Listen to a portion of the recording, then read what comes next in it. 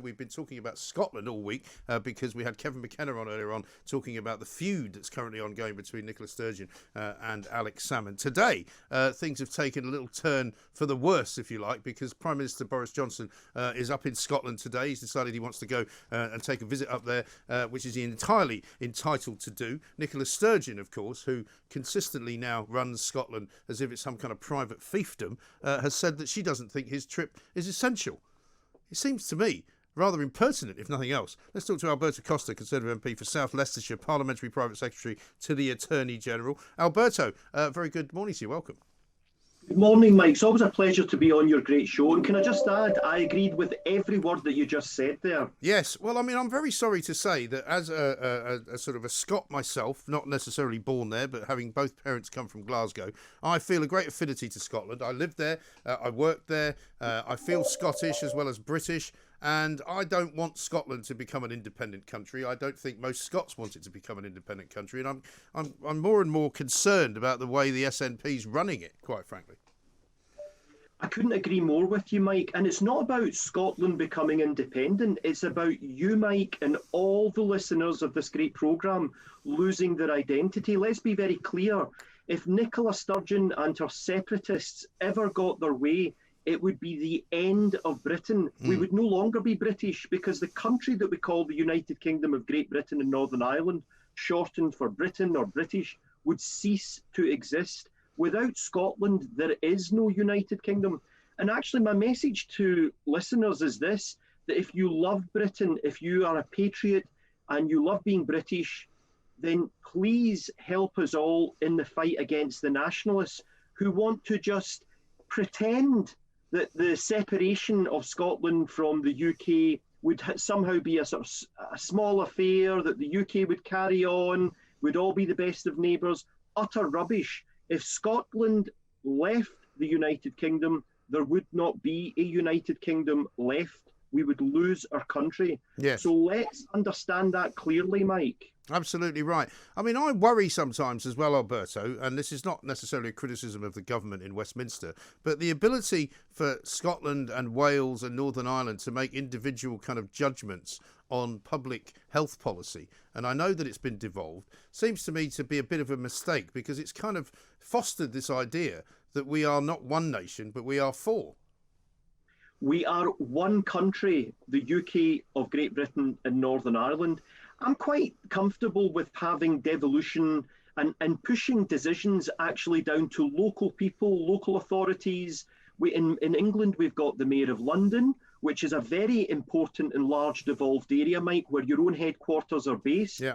We've got mayors of Manchester and elsewhere in England.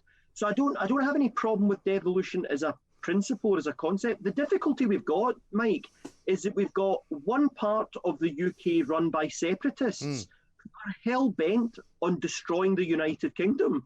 And so whoever is in government in Wales, Northern Ireland or London, for that matter, whether it's Conservative or Labour or whether it's a coalition between the DUP and Sinn Féin, they've got this challenge that there is a separatist party in charge of the Edinburgh government that want to break up Britain. And we must not allow them to do that. We must be positive about what it means to be British today in the mid-21st century. We must explain to every Scots person, to every English person, to every Welsh, to every Northern Irish person, the benefit of keeping this great country called the United Kingdom. And I think the Prime Minister is in Scotland today exactly for that reason. He's, as British Premier, he's up in Scotland to thank the frontline workers in Scotland, to help in the national UK vaccination progress and to ensure that everyone, wherever you live in the United Kingdom, has got access to those vaccines, particularly the British-made Oxford AstraZeneca vaccine. But the SNP don't want you to remember that. The SNP want separation. That's their whole objective. That's their ideology. And if you see it from those optics, you'll understand what the SNP are up to. Indeed. Well, Boris Johnson managed to convince Ian Blackford yesterday that it was thanks to the British Army that vaccination rollout in Scotland was as successful as it had been. But you're absolutely right. I mean, Boris Johnson has helped Scotland perhaps more than any other Prime Minister because of this pandemic, in terms of the money that's been given, in terms of the support that's been given. I mean, I'd like to have seen what an independent Scotland would have dealt with COVID without the UK. They'd be waiting for the vaccines like everybody else in the EU if they were still in it. Well, I want to be positive, and I don't want a sort of Project Fear Mark II. That will not help the cause, Mike. What we need to be very clear on is that the SNP have used the levers of powers. They've been in power since 2007, 14 long years in Scotland. Look at the state of education in Scotland. It's not the fault of Labour, not the fault of the Conservatives, it's the fault of the SNP, the state of education in Scotland. Look at the situation with the police force in Scotland. You can parrot off a whole litany of problems that are going on with Scotland. The SNP take credit where it's not due, and they blame others when it's their own fault. And we've all got to wise up about this, whether you vote Labour or Conservative, whichever part of the UK that you live in. We've got to wise up that the SNP's whole objective is to break up Britain. And that's why Nicola Sturgeon stands every day as if she's sort of a pseudo-prime minister making these announcements. We should be focused on the British government making British decisions that help the whole of the United Kingdom. And the United Kingdom's devolved parliament and its devolved governments should focus on those areas that they have jurisdiction over. And where those areas clash, the governments should work together. And the Conservative government and the Labour government before it have tried this with the Nats, but the Nats just don't want to play ball. No, but of course what they would say, Alberto, is that they are going to win a very large majority once again in the Scottish Parliament in the local elections in May. And that's probably going to happen, isn't it? Well, let me tell you this about Scotland. As I stood once in a Westminster constituency in Scotland, a lot of SNP supporters were anti-EU. Now, I voted Remain, Mike, and I know a lot of your listeners voted to leave, and that's fine. I've respected that result. But 1/3 of SNP voters voted to leave the EU. So the idea that Nicola Sturgeon has got some mandate to take Scotland out of the UK, to break up the UK and then push it back into the EU is nonsense.